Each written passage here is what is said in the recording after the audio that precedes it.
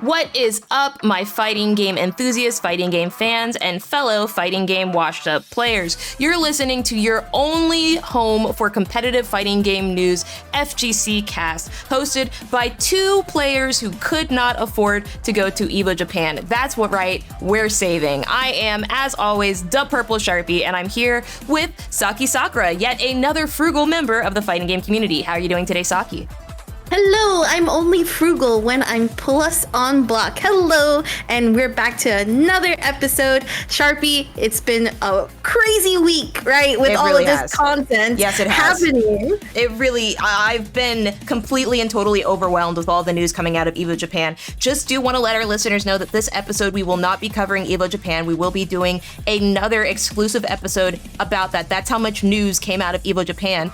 But we do have even more to talk about, starting with MultiVersus. In case you all didn't know, MultiVersus actually announced a few things. The first of which is they've actually been showing off even more cool updates inside of the game. The very first of which is this really cool little Arya combo that we got posted onto their Twitter. Kind of showcases a little bit more of what we can expect. This kind of really focuses on the huge visibility update that they were talking about previously when they moved over to Unreal Engine 5, which I'm personally very, very excited about. There were a couple of other updates that we also got from them. The first of which is we had a showcase of parries. You can kind of see that here. There are a couple of characters we got parry updates from.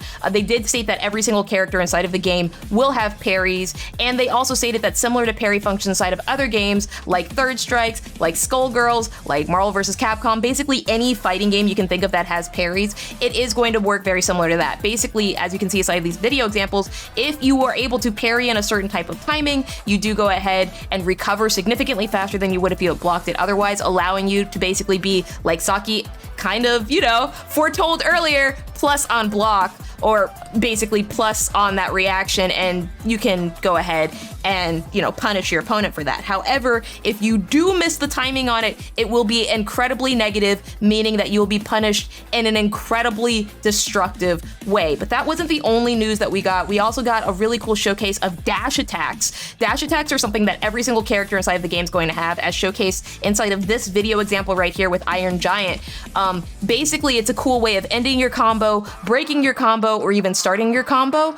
They haven't given us too much more information, unfortunately, about these type of attacks, and I'm kind of curious to see how it's going to work with the entire combo structure of MultiVersus.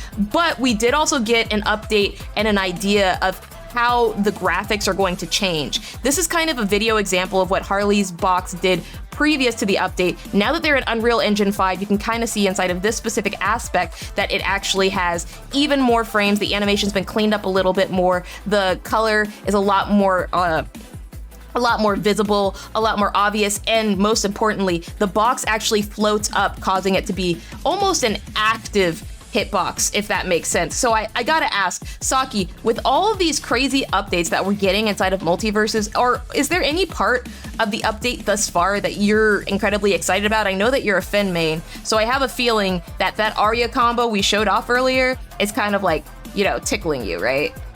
Oh, absolutely.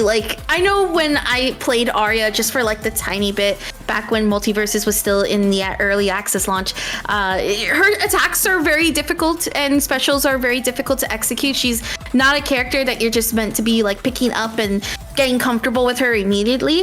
And I remember with Finn, what was really cool is obviously the backpack combos, the sword combos, you put his sword in the ground and then you yeet the player, right? And the thing is that that's really cool to see that there's gonna be more in depth than just I need to learn these two combos to build up damage and then the one combo to literally continue and yeet the other player off of the stage. Now, I think I definitely want to highlight that UI, or not UI, but the engine, the change in engine, it really makes this game pop out. I love that we got to see what it looked like before and how we're getting to see that now, especially with the way just all of the characters look. Yeah.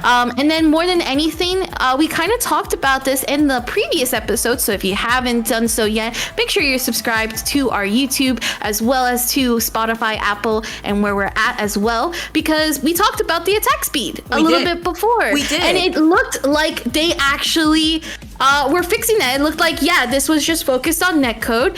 Now you get to see how active a lot of these characters are. So I thought that was really cool. I'm really happy that you brought that up, Saki, because one thing that I did say inside the last one is like these developers are actively working on different concepts and we can't pay attention to that attack speed. Even inside of these combos, even though I'm seeing like significantly faster gameplay, I'm seeing more readability and such like that with the VFX and like the UI, I'm still very cognizant of the fact that this game is actively in development and none of the changes that we see here may end up inside of the finished version of the game. They're just proof of concepts, you know? And so I think you were right to be like, yeah, you know, let's take all of this with a grain of salt. Let's be very, very careful and cautious about the way that we dissect it and be very respectful to the fact that the game is actively inside of development, even for the next couple of weeks. I do also want to state that the developers also had a Q&A inside of the official MultiVersus Discord, which I very briefly want to talk about before we go to our very next topic. You'll notice that inside of this section, I actually have no video playing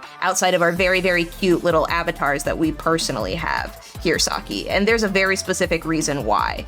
The reason why is because the actual Q&A, even though it was being held inside of the Discord, was not held through voice, it was not held through video, it was actually held through text. They had two different channels. They had a channel to submit questions and they had a channel where they responded to certain questions through answers. It was conducted by the community manager, Ajax, and the gameplay developer,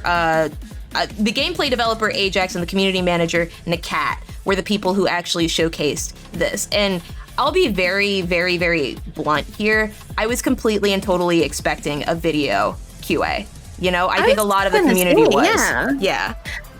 It's interesting that you say that because I feel like not that text is a bad thing. I mean, obviously there's communication, right? Like we're obviously seeing that they're not going quiet on us, and but it does spell like, hey, this is a little last minute, or maybe like just a different approach, and I don't feel like that approach would have really worked. I also know that there was a little bit of problems trying to get into the Discord, as well. So I find that super interesting that is that's what they're that's what they went with this time around. What are your thoughts on that? Especially because you work with developers, right? So in total transparency, right? Like I spoke to some people privately about it, and I will not share their views on this podcast out of respect for what we discussed privately. My thoughts on it, like publicly, are that I always think it's better for transparency's sake if you are upfront and like very visual, especially with Q&As, right? Especially when there's already a bunch of people like actively worried about the state of the game. I always think it's better to be in front of people and have a face there. It's what they did when they announced that the game was coming back, right? They had Tony and they're like, hey, we're doing this X, Y, and Z. We're doing all of this here. I was also somewhat surprised because inside of the past, I've been a part of like other activations that I've done with them where we did like MultiVersus ambassador stuff and we were vocally inside of the Discord. You know, they had an outline where we answered questions and people could hear our voices. And so when you're just reading text, you're not getting an idea of like how that person's conveying the information or what they really are meaning or what some of the nuances inside of the words mean. It's just black and white, and everybody reads sentences differently. It's the reason why books are so open to interpretation, right? But I don't know why it was done. And I don't publicly have any reasons that I can give as to why it was done as of right now, unfortunately. I'm still really excited about the game. It's just something that I did want to bring up of note. That was something else that happened inside of the MultiVersus community over the past week or so. But I'm still very, very, very, very excited for MultiVersus, truthfully. I still have a really cute, like, little Steven universe and Garnet. Oh, I guess the last thing I should probably say is that they have been showcasing some of the little, skins? They've been showcasing some of the colors specifically for like MultiVersus, which I've been very, very, very, very happy about. And I don't know like the new skins that they have for the new characters, the one that I was really excited about especially was they had a Garnet skin, which was shortly after she gets married and fuses together again. It has one side is the suit and one side is the dress, and it's so cute. They have a couple of like Superman skins where he's like in a beach outfit and stuff. It's really cute. I'm really happy with it, and that's just kind of like some of the fluff that I'm happy to see from MultiVersus, and so some of the flesh that I'm happy to see from like PFG and Warner Brothers. I'm just hoping for even more transparency inside of the future, especially from PFG's side. I do have to say this was kind of a little bit of a swing and a miss for me personally with the QA. But that's kind of just how I feel. And to close up the segment on a positive note, we are expecting even more MultiVersus news coming out, especially now that we're at the start of March. We're recording this as of May 3rd. We're actually at the start of May. So we're expecting even more news since MultiVersus comes out in approximately 25 days. But yeah, I'm very excited about MultiVersus. So much more to talk about, so much more to come out. And, you know, just overall, I'm still really excited about the game. But let me ask you this question, Saki. We have been actively ignoring 2XKO for the last few episodes. Has any brand new news come out regarding 2XKO and the last like few that you can talk about right now, I would say? Absolutely. So right before heading to EVO Japan, many players, including myself, got to check out 2XKO's Illaoi gameplay. Now, shout outs to Riot Shyvana, amazing person to speak to. She actually designed Illaoi, right? So, you know, here's Illaoi here. What was really cool about the gameplay, other than, of course, that we got to see her release, is that there is lot to talk about in how she plays. First and foremost, she is not a puppet character. Everyone rise up and applaud that we don't have to deal with a puppet character for right now.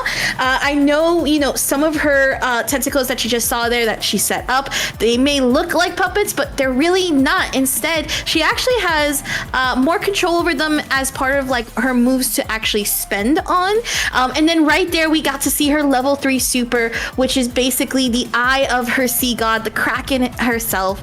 And then, you know, once again, just being able to really see how she can do a lot of damage, Sharpie. Yeah, she can. Yeah, she can. No, I'm thoroughly surprised by how she was designed, because like I've said, like multiple times before, this character looks beautiful, but the way that it looks like she plays as well is exactly why you see me right here with my Illaoi outfit on. Like, this is the goddess of the seas.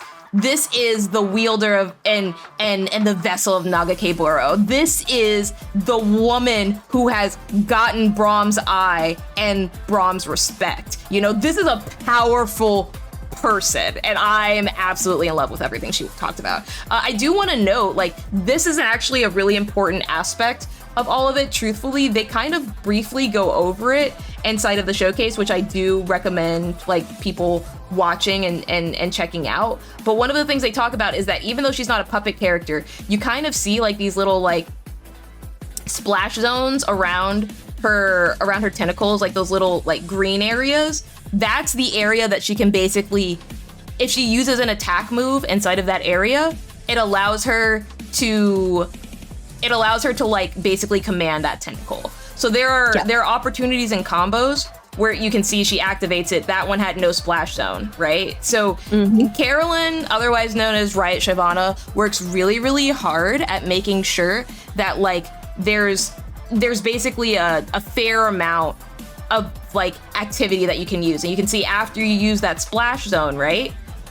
The tentacle disappears. So it allows you to create heavy amounts of pressure, especially inside of the corner. At least that's what it seems like right now, is that it allows you to create heavy amounts of pressure inside of the corner. This character plays exactly the same way I thought she was gonna play. Like, this is exactly the type of gameplay I thought I was getting when I saw Illaoi. Sharpie. Just knocking out your tentacles, making sure you don't get any pressure on me. I think that's like, you brought up a perfect point, right? It's that there's this opportunity that, like, yes, she's strong, she does damage, she does pressure, but there's also opportunities for you to actually fight back and actually take back the board. We kind of saw a couple of players as well, and when we talk about Evo Japan next week, we'll be able to actually dive in a little bit more. Another small changes that I noticed with Illaoi's gameplay and her trailer is we actually got to see some adjustments on other characters. Ari being a character that when she was first originally announced, she was able to summon her 3 orbs at once. Now she actually has to take the time to summon one at a time. So that's really interesting. Obviously, I haven't been able to really play because I wasn't at Evo Japan, nor was I at Evo last year. So a lot of the stuff that I've been watching has been on what has been recorded and what has been allowed to be recorded. But I think that right now we're really seeing some good stuff at the moment, and I can't wait to see how this game continues to flesh out. One big last thing that I think I want to mention, and again, you being a League of Legends player, I love that there is that dedication to keep the character like familiar. Like, if you play League of Legends, you're gonna know what these players or what these characters are gonna do in a way, and I love that there's still like that translation is still there. They actually talked briefly about it inside of the video that's up on YouTube right now, or on, the 2XKO Twitter. But basically, I believe what they said was they wanted her to stay true to what she is, which is why they made, actually Justin Wong interviewed one of the developers and talked about like this specific super, which I believe is like the level 2 super that Illaoi has, and how it basically like summons, it's really, really cinematic and intricate, and you're engulfed by the tentacles, brought down into the depths of the briny deep, and you meet Nagakeboro, this giant squid god. Canonically, it is a squid, by the way. Canonically, Nagakeboro is a squid. I can get into a bunch of lore right now. I'm choosing not to because we have so much more news to go through. But basically, the developers are all very, very aware that there are people like me who are hard stuck inside of gold and plat that are going to be playing this game coming from League of Legends. And they are very, very aware that we have expectations as to certain things that we believe canonically that these characters will do and do. I'm sorry.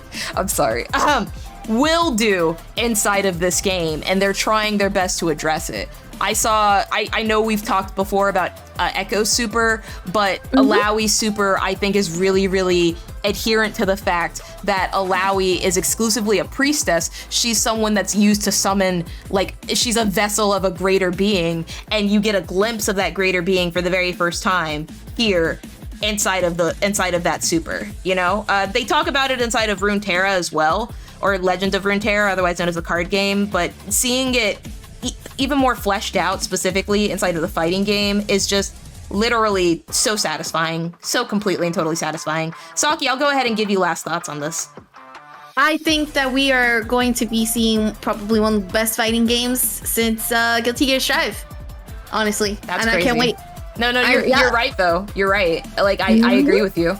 I think Riot's definitely made, like, they've made themselves known as inside of the contender of great fighting games of all time. But there is another fighting game on the docket that we have to talk about here that we have briefly covered inside of a previous episode, and that's the new Hunter x Hunter fighting game. If you all are not aware, but in the very last few episodes, I actually think it was like 3 episodes ago or so, we announced that, Hunter x Hunter had been announced as basically coming out with a fighting game. They gave us a literal 30-second trailer. We actually received a much longer gameplay showcase literally at Evo Japan, and what you're watching right now is the gameplay video that's currently available on YouTube as of right now. There have been quite a few mechanics they showed off. They showed off the supers, they showed off some of the tag mechanics, they even showed off what the character select's gonna be like. But I gotta ask you here, Saki, what has been your favorite part of the showcase thus far?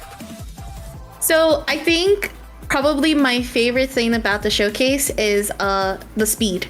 So a lot of people were saying like, oh, this looks too slow, which by the way, before I continue on any thoughts, right? Yeah. Everyone needs to buy the game. Ooh. And you're like, but SAKI, I don't play this type of game. Listen, I don't play this type of game either, but you have to understand, I am tired of arena fighters. Okay. I bought Demon Slayer and it was an arena fighter. Yep. I bought Naruto, it was an arena fighter. Yep. I could have bought Dragon Ball Z, however, I am not a Dragon Ball Z kind of girl. Hunter x Hunter is the start of what could possibly be a reimagination of all of the anime that we love into a 2D fighter. And it starts with this one. It starts with speaking with our money. Talk to him, Saki. You know what's crazy is Meg the Stallion has said Hunter x Hunter is like in her top 5 anime. I actually think she put it at number 1. So I just want to let you know that if you are a fan of Meg the Stallion and you consider yourself a hot girl and you don't buy Hunter x Hunter on release, you can no longer call yourself a hot girl. And if I hear you call yourself a hot girl, I'm gonna check your PSN library. I'm gonna check your Steam library. I may even check your Xbox library just for good measure. But I'ma just say this right here, right now. I played SNK Heroines. Do you want to know why I played SNK Heroines, Saki? What? Because it's not a good game, but I believed in what they were trying to do. Yep. I believed in what they were trying to do. I did. I believed it too. Yeah. I did. I gave them a chance. I regret giving them that chance, but I did it. Sometimes it just takes that chance. Now, I do want to say this though. So there's a couple of concerns, despite like some of the really cool like things that came out of Evo Japan. I even think, now correct me if I'm wrong, I believe it was like a very similar to, and I'm glad actually this picture came up, or this part of the video came up. So to refocus the thoughts, it is definitely a short roster. Now, here's the thing. Hunter x Hunter in the anime straight away, there's not many characters that you're gonna see, right? Because obviously, if that's the thing about anime games, right? Not everyone is like Dragon Ball, that you have like the re-releases of all of these characters or different forms and things like that. You know, that's gonna be a thing. Now, what's really cool from what I've heard is that the developers really didn't have a huge budget. I think it was around 1 million, maybe, that they had, and honestly, still more than Skullgirls. I am gonna be honest. That's still pretty petty, but that's still pretty fair. I agree. And like I said, there is a lot to be expected. However, given that this is of course a licensed franchise, that's really not a lot of money to be working with. That's a good point. That's a good point. You know, and then what's really big here though is that we are seeing really solid gameplay. A lot of people are bringing out, I think it's Marvel versus Capcom Infinite is what they were trying to compare it to. And I think that regardless, at the end of the day, this is what we've been waiting for. And I really want to just highlight that, like, continue to watch. This is a game that, again, it's not going to be like your 2XKO or your MultiVersus, but this is the start of, hey, we can finally move away from the arena fighters and start actually calling for developers to make games based on the brands we love. If you kind of notice, there's not really a lot of anime games, even on the RPG side, that are not not as popular. Like, you're not seeing the Sailor Moon RPGs that used to be out. You're not seeing the Inuyasha RPGs be out again. You know, a lot of that stayed with the PS2, maybe at most PS3, and they all focused on Dragon Ball, Demon Slayer. There was a couple of Attack on Titans, and even then people got bored of the formula. This is the start to change the formula, Sharpie. No, you're right. You're very correct, and I agree with that statement. I guess my biggest frustration when it comes to like looking at the way that, like, I don't want to say tag fighters exclusively, because it's not only a tag fighter problem. I think my biggest issue is that there's no guarantee, right? That even if we support the game, that I guess what I'm trying to say here is my biggest frustration always comes from the fact that ultimately it's completely and totally, the fighting game genre is so tiny. You know, I think that's Agreed. ultimately what I'm trying to say. And so that's why when we say things about like make sure you're getting this game if you are interested even a little bit inside of the IP, it's because we know how small this genre is and we know how important it is to speak with our money. You know? My frustration ultimately comes from the fact that like we have to do it even if it's not perfect because that's how small our genre is. You know? Like I guess that's where a lot more of my frustration comes from specifically. There is actually, I'm really happy that you brought up MVCI, Saki, because there was one last thing I wanted to talk to and that we have here on the docket today, and that's actually community, right? You are from the Southeast region, right? An area that's kind of dominated by Tampa Never Sleeps, run by Tong. We talked about him a couple of episodes ago and his community efforts.